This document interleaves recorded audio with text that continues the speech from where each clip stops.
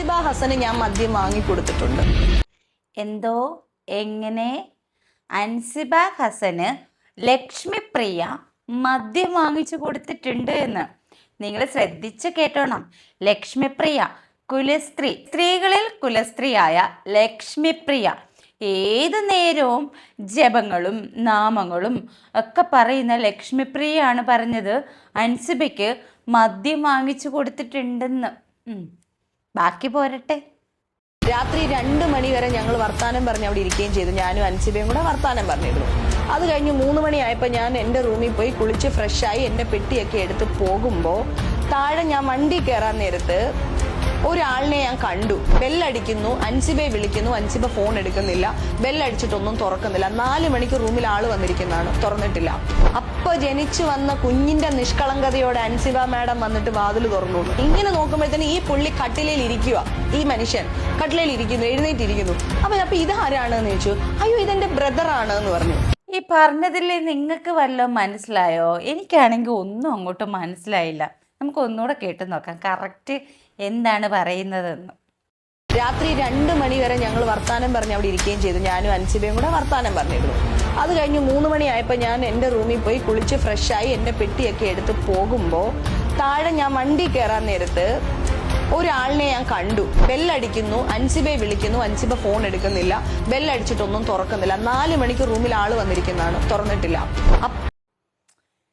3 മണിയാകുമ്പോൾ പോയി കുളിച്ച് ഫ്രഷായി താഴെ വണ്ടി കയറാൻ വന്നപ്പോൾ അൻസിബയുടെ മുറിയിൽ ചേച്ചി ഒരാളെ കണ്ടെത്തരേ. 4 മണിക്ക് റൂമിൽ ആൾ വന്നിരിക്കുന്നതാണ്. അൻസിബ തുറന്നിട്ടില്ല. അപ്പൊ ജനിച്ചു വന്ന കുഞ്ഞിന്റെ നിഷ്കളങ്കതയോടെ അൻസിബ മാഡം വന്നിട്ട് വാതിൽ തുറന്നു. ഇങ്ങനെ നോക്കുമ്പോഴത്തേന് ഈ പുള്ളി കട്ടിലയിൽ ഇരിക്കുക, ഈ മനുഷ്യൻ കട്ടിലയിൽ ഇരിക്കുന്നു, എഴുന്നേറ്റിരിക്കുന്നു. അപ്പൊ ഇതാരാണെന്ന് ചോദിച്ചു. അയ്യോ, ഇതെന്റെ ബ്രദറാണ് എന്ന് പറഞ്ഞു. സത്യം പറഞ്ഞാൽ ഇങ്ങനെയൊക്കെ പറയണമെങ്കിൽ സമ്മതിക്കണം. ആഭാരം. 3 മണിക്ക് എഴുന്നേറ്റ് പോകുന്നു, കുളിക്കുന്നു. അതിനുശേഷം താഴെ വണ്ടിയിൽ കയറാൻ വന്ന് നിൽക്കുമ്പോൾ അൻസിബയുടെ മുറിയിൽ ആളെ കണ്ടു. അതെന്താ മാഡം റൂമിനകത്ത് ക്യാമറ വല്ലതും വെച്ചിട്ടാണോ പുറത്തേക്ക് ഇറങ്ങി വന്നത്? അൻസിബയുടെ റൂമിൽ വെളിയിൽ നിന്ന് കുറ്റിയിട്ട് കതവ് തുറക്കുന്നില്ലെന്ന് പറയുന്നുണ്ട്. കുറ്റിയിട്ടിരിക്കുന്ന അകത്ത് റൂമിൽ ആളിരിക്കുന്നത് ലക്ഷ്മിപ്രിയ എങ്ങനെ കണ്ടെന്നാ? ഒരാളിനെ ഞാൻ കണ്ടു. ബെല്ലടിക്കുന്നു, അൻസിബയെ വിളിക്കുന്നു, അൻസിബ ഫോൺ എടുക്കുന്നില്ല. ബെല്ലടിച്ചിട്ടൊന്നും തുറക്കുന്നില്ല. 4 മണിക്ക് റൂമിൽ ആള് വന്നിരിക്കുന്നതാണ്, തുറന്നിട്ടില്ല. അപ്പൊ ജനിച്ചു വന്ന കുഞ്ഞിന്റെ നിഷ്കളങ്കതയോടെ അൻസിബ മാഡം വന്നിട്ട് വാതിൽ തുറന്നു. ഇങ്ങനെ നോക്കുമ്പോഴത്തേന് ഈ പുള്ളി കട്ടിലയിൽ ഇരിക്കുക, ഈ മനുഷ്യൻ കട്ടിലയിൽ ഇരിക്കുന്നു, എഴുന്നേറ്റിരിക്കുന്നു. അപ്പൊ ഇതാരാണെന്ന് ചോദിച്ചു. അയ്യോ, ഇതെന്റെ ബ്രദറാണ് എന്ന് പറഞ്ഞു. ആങ്ങളെ എങ്ങനെയാണ് മുഖം മറച്ചൊരു പെങ്ങളുടെ റൂമിൽ വരുന്നത്? മാത്രമല്ല, ഇത്രയും വലിയൊരു പെങ്ങളുടെ കൂടെ ആങ്ങളെ താമസിക്കില്ലല്ലോ. ബ്രദറിന്റെ ആധാർ കാർഡ് തരാൻ പറഞ്ഞു. ആധാർ കാർഡ് ചോദിച്ചപ്പോൾ പറഞ്ഞു അവർ 7 സ്റ്റാർ ഹോട്ടലിൽ ഇവരെ താമസിക്കുന്ന ആൾക്കാരാണ്, ആധാർ കാർഡ് ഒന്നും തരാനായിട്ട് പറ്റത്തില്ല. മിഥിലാജ് എന്ന് പറയുന്ന വ്യക്തിയാണ്. അതും ഈ മിഥിലാജാണ്. ഈ സ്റ്റേഷനിൽ വന്ന അതേ മിഥിലാജ് എന്ന് പറയുന്ന, ഞാൻ പറഞ്ഞുതരാം, മുൻപ് കോമഡി ഉത്സവം എന്ന് പറയുന്ന ഒരു പ്രോഗ്രാം ഉണ്ടായിരുന്നു. അതിന്റെ പ്രോഗ്രാം പ്രൊഡ്യൂസർ ആയിരുന്ന താടി മുടിയൊക്കെയുള്ള മിഥിലാജ് എന്ന് പറയുന്ന വ്യക്തിയാണ്. ഇങ്ങനെ ഒരു കാര്യം നടന്നിട്ടില്ല എന്ന് അൻസിബ തെളിയിക്കണം. മിഥിലാജ് അൻസിബയുടെ റൂമിൽ വന്നിട്ടില്ല എന്ന് അൻസിബ തെളിയിക്കണം. അയ്യോ, അങ്ങനെ ഭയങ്കരമായിട്ടുള്ള ഒരു രഹസ്യം, അൻസിബയുടെ രഹസ്യം ലക്ഷ്മിപ്രിയ തുറന്നു പറഞ്ഞിരിക്കുകയാണ് ഗൈസ്, തുറന്നു പറഞ്ഞിരിക്കുകയാണ്. അതായത് അൻസിബയുടെ റൂമിൽ താടിയും മുടിയും ഒക്കെ ഉള്ള ഒരാൾ റൂമിൽ വന്നു അത്രേ. മുഖം മറച്ചിട്ടാണ് ആൾ വന്നത്. ലക്ഷ്മിപ്രിയ പിന്നെ ആധാർ കാർഡ് ചോദിക്കുന്നു. എന്തിനാണ് ഒരു പെൺകുട്ടിയുടെ റൂമിൽ ഒരാളുണ്ടെങ്കിൽ ആധാർ കാർഡ് ചോദിക്കാനായിട്ട്? ലക്ഷ്മിപ്രിയ അവിടെ ആരാ? അല്ല, ലക്ഷ്മിപ്രിയ ആരാ ആധാർ കാർഡ് ചോദിക്കാനായിട്ട്? ഇതെല്ലാം കൂടെ കേട്ടിട്ടുണ്ടല്ലോ. എന്തൊക്കെയാണ് ഈ വിളിച്ച് പറയുന്നത്? ഇവർ തമ്മിലുള്ള പോരും ഫൈറ്റും ഒക്കെ നമ്മൾ കണ്ടുകൊണ്ടിരിക്കുന്നതാണ്. ഇവർ AMMA എന്ന് പറയുന്ന ഇവരുടെ സംഘടനയിലെ പ്രശ്നം, അവിടെ വെച്ചേ ഉള്ള ഇവരുടെ പ്രശ്നം പുറത്ത് പോലീസ് സ്റ്റേഷനിലേക്ക് കൊണ്ടുപോകുന്നു. അവിടെയും അത് ഒതുങ്ങാതെ അൻസിബ പ്രതികരിച്ചു. പെൺകുട്ടിയായിട്ട് പോലും അവൾ പ്രതികരിച്ചു. അൻസിബ ഒരു പെൺകുട്ടിയാണ്. അവളെ വിളിച്ച് 3 മണിക്കൂറോളം സ്റ്റേഷനിൽ വിളിച്ച് വരുത്തുന്നു. അവളെ വെയിറ്റ് ചെയ്യിപ്പിക്കുന്നു. മാക്സിമം അവളെ വിരട്ടി നോക്കുന്നു. അവിടെയൊന്നും അവൾ പതറിയില്ല. അവൾ പോരാടി, ഒറ്റയ്ക്ക് നിന്ന് അവൾ ഫൈറ്റ് ചെയ്തു. എന്നിട്ടും അവളെ തകർക്കാൻ മാക്സിമം നോക്കി. ഇപ്പം എന്തോ 10 കോടിയുടെ എന്തോ ഒരു മാനനഷ്ട കേസും കൊടുത്തിട്ടുണ്ട്. കൊടുക്കാൻ പോകുന്നു എന്നൊക്കെ പറഞ്ഞു, കൊടുത്തോന്ന് വ്യക്തമല്ല, കൊടുക്കാൻ പോകുന്നു എന്നൊക്കെ മീഡിയക്കാരെ വിളിച്ചു കൂട്ടി പറഞ്ഞിട്ടുണ്ടായിരുന്നു. അങ്ങനെ ആ പെൺകുട്ടി ഏതൊക്കെ രീതിയിൽ മാനഹാനിപ്പെടുത്താം, ഏതൊക്കെ രീതിയിൽ നാണം കെടുത്താം, ആ രീതിയിലെല്ലാം ഇവർ ചെയ്തു. ഇപ്പോൾ അടുത്ത വെളിപ്പെടുത്തലുമായിട്ടാണ് ഇവർ വന്നിട്ടുള്ളത്. ഈ അൻസിബ എന്ന് പറയുന്നത് വിവാഹം പോലും കഴിക്കാത്ത ഒരു പെൺകുട്ടിയാണ്. ആ ഒരു കുടുംബം ഒറ്റയ്ക്ക് നോക്കുന്ന ഒരു പെൺകുട്ടിയാണ്. ഇവരുടെ ഇടയ്ക്ക് ഇവർക്കെതിരെ നിന്നു എന്നുള്ള ഒറ്റ കാരണത്താലാണ് ഇത്രയധികം ഈ പെൺകുട്ടിയെ തേജോവധം ചെയ്യുന്നത്. ഇവളെ പുറത്താക്കാൻ നോക്കി, അൻസിബയെ പുറത്താക്കാൻ നോക്കിയിട്ട് ഇവറ്റകളെല്ലാം കൂടും കുടുക്കയിട്ട് ഇറങ്ങേണ്ടി വന്നു. ആ ഒരവസ്ഥയിലും ഈ മാധ്യമങ്ങളാണേലും ഈ പ്രേക്ഷകരാണേലും എല്ലാ മനുഷ്യരും അൻസിബ എന്ന് പറയുന്ന പെൺകുട്ടിക്ക് സപ്പോർട്ടായിട്ട് നിന്നു. അപ്പോൾ ഒട്ടും അങ്ങോട്ട് പിടിക്കുന്നില്ല ചേച്ചിക്ക്. ഈ സപ്പോർട്ട് നിന്നവരെല്ലാം പറഞ്ഞു, ഉഷ സിനിമ നടി, പഴയ നടി ഉഷ, അലപ്പി ഉഷ, ആ ഉഷയെ വരെ പറഞ്ഞു. ഉഷ എന്ന് പറയുന്ന എന്ത് വൃത്തികെട്ടൊരു പോസ്റ്റാണ് ഇവരന്ന് പങ്കുവെച്ചത് ഫേസ്ബുക്കിൽ. ഉഷ എന്ന് പറയുന്നവർ ഹസീനയായതും ഹിന്ദു മതത്തിൽപ്പെട്ട ആളെ വിവാഹം കഴിച്ച് ഉഷയായതും അതിനുശേഷം മുസ്ലിമായിട്ട് ഹസീനയായും ഞാൻ ജീവിക്കുന്നില്ല, 23 വർഷമായിട്ട് ഞാൻ ഒരാളുടെ കൂടെ തന്നെ ജീവിക്കുന്നു എന്നൊക്കെ പറഞ്ഞിട്ട് ഒരു പോസ്റ്റ് പങ്കുവെച്ച. അന്ന് ആ ഒരു പോസ്റ്റ് കണ്ടപ്പോഴേ എനിക്ക് ഇവരോട് ശരിക്കും എനിക്ക് ഇതുവരെ തോന്നാത്തൊരു വെറുപ്പ് ഇവരോട് എനിക്ക് തോന്നി.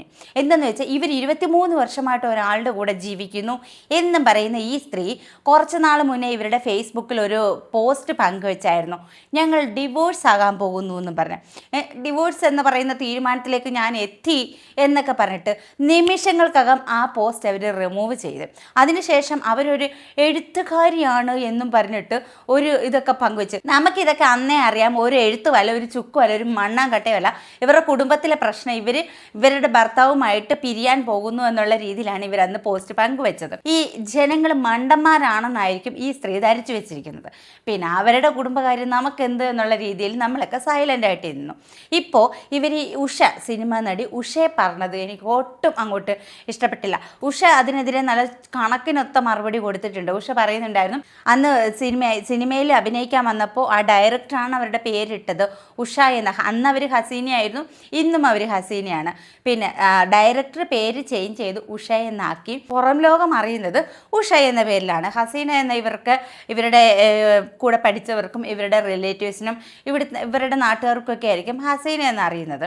നമുക്കൊക്കെ അവർ ഇന്നും ഉഷയാണ്, അന്നും ഉഷയാണ്. ഈ സ്ത്രീ ഈ ഒരു പോസ്റ്റ് പങ്കുവെച്ചപ്പോഴാണ് ഇവർക്കിങ്ങനെ ഹസീന എന്നൊരു പേര് ഉണ്ടെന്ന് പോലും ഞാനൊക്കെ അറിയുന്നത് കേട്ടോ. അപ്പം അതുപോലും എടുത്ത് വേറൊരു രീതിയിൽ ചിത്രീകരിച്ച് പോസ്റ്റ് ചെയ്ത ഈ സ്ത്രീ എന്ത് മാന്യതയാണ് ഇവർ അർഹിക്കുന്നത്.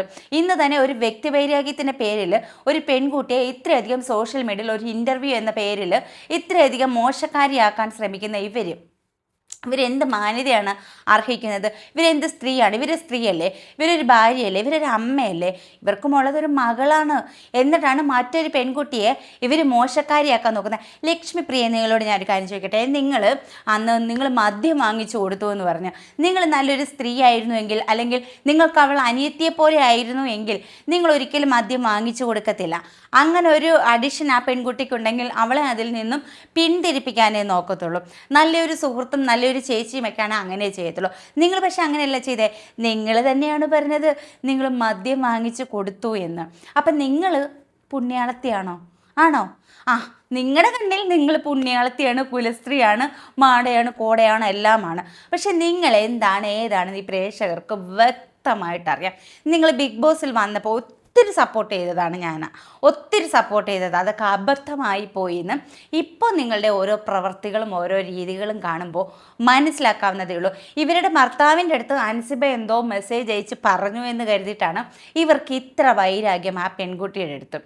അപ്പോൾ അത്രയ്ക്ക് സ്വന്തം ജയത്തിന് വേണ്ടി, സ്വന്തം നേട്ടത്തിന് വേണ്ടിയിട്ട് ആര് വേണമെങ്കിലും എന്തും പറയാം എന്നുള്ള ലെവലിൽ എത്തിയിരിക്കുകയാണ്. എന്തായാലും അൻസിബ നിയമപരമായിട്ട് മുന്നോട്ട് നീങ്ങിക്കഴിഞ്ഞു. ഇങ്ങനെ ഇത്രയധികം സോഷ്യൽ മീഡിയയിൽ ആ പെൺകുട്ടിയെ മാനഹാനപ്പെടുത്തിയതിന് ചിലപ്പോൾ 10 കോടിയും നഷ്ടപരിഹാരം നിങ്ങൾ അങ്ങോട്ട് കൊടുക്കേണ്ടി വരും. അത് നമുക്ക് ഇത്രയൊക്കെ ഉള്ളൂ മക്കളെ സെലിബ്രിറ്റികളുടെ സ്റ്റാറ്റസ് ഇത്രയൊക്കെ ഉള്ളൂ. തനിക്കൂതറകൾ നമുക്കൊക്കെ ഇവളെക്കാട്ടിലുമൊക്കെ അന്തസ്സിൻ്റെ അഭിമാനമുണ്ട്. നമ്മളാരും ഇതുപോലെ കടന്ന് ഈ തരം താണ രീതിയിൽ പ്രവർത്തിക്കുകയോ പെരുമാറുകയോ ചെയ്യത്തില്ല. വലിയ കുലമഹിമ പറയുന്നു, വലിയ അന്തസ്സ് പറയുന്നു, വലിയ മതം പറയുന്നു. കഷ്ടം സ്ത്രീയെ. അപ്പോൾ എന്തായാലും ഈ ഒരു വീഡിയോ കുറിച്ചിട്ട് നിങ്ങളുടെ അഭിപ്രായം നിങ്ങൾ കമൻറ്റ് ചെയ്യുക. അതുപോലെ തന്നെ ലൈക്ക് ചെയ്യാനും ഷെയർ ചെയ്യാനും കൂട്ടത്തിൽ ഹൈപ്പ് ചെയ്യാനും കൂടെ മറക്കരുത്. മറ്റൊരു വീഡിയോ ആയിട്ട് വീണ്ടും കാണാം. ടാറ്റാ.